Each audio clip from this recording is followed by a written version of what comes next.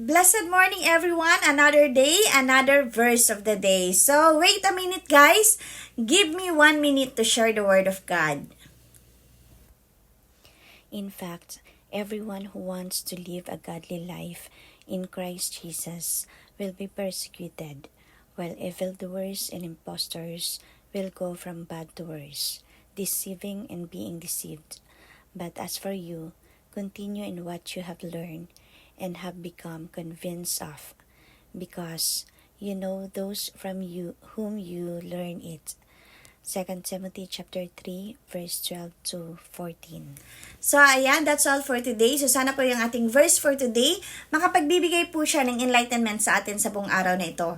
And ayan po, kung nakaabot po kayo hanggang dulo ng ating video, huwag pong kalimutan mag-follow and subscribe sa ating mga social media platform, mag-like and mag-comment down below kayo kung taga saan kayo para naman malaman natin kung saan naabot itong video na to. That's all for today. Ingat po tayong lahat and huwag pong kalimutan magdasal. See you again sa ating mga susunod na video. God bless us all. Bye!